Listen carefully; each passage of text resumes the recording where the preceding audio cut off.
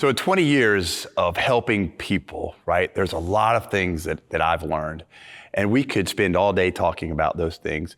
But I'm just gonna give you 10 things, and we're gonna take one at a time in these videos, just one little tidbit at a time, one principle at a time, and we'll just focus on that for 3 or 4 minutes.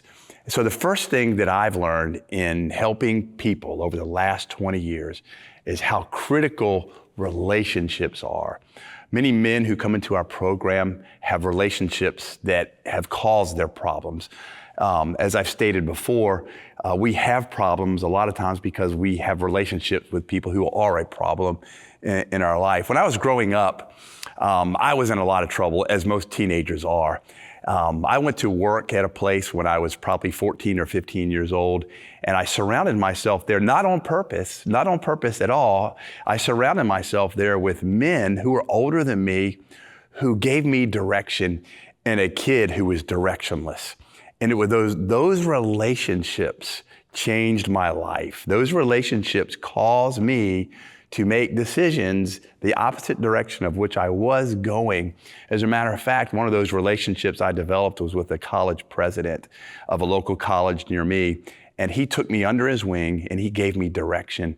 That relationship right there changed my life, because the relationships that I had chosen were taking me in a direction that were just completely going in a direction that was doing me great harm.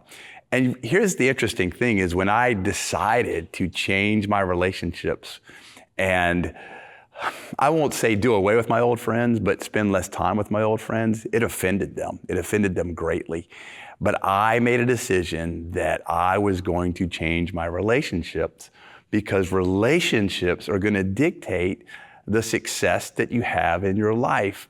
There's a quote that I have used before that success moves at the speed of relationships. Many relationships we have wounded us, but then great relationships can heal us. So again, which relationship are you going to enter into?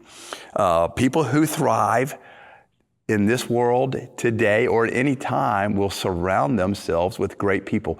Do you know that George Washington, when he was a child, he lost his dad at about age 11, and that most of the founding fathers, they had educations that took them away to colleges and universities, even overseas to England, and they were very well educated. They were very well spoken. They knew multiple languages. Very intelligent, but George Washington only had an education up to age 11. And for most of his lifetime, that plagued him.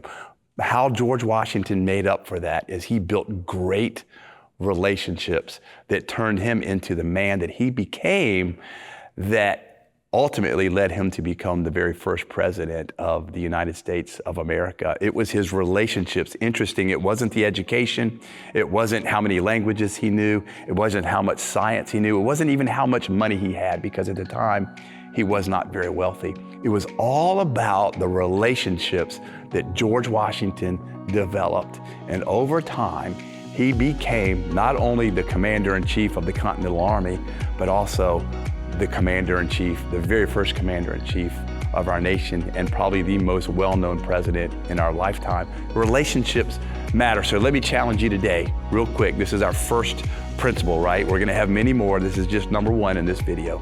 Number one, relationships are gonna be the key to your success, to your recovery, to what you do with your life. Your relationships, the ones that you build, who you surround yourself with, do matter.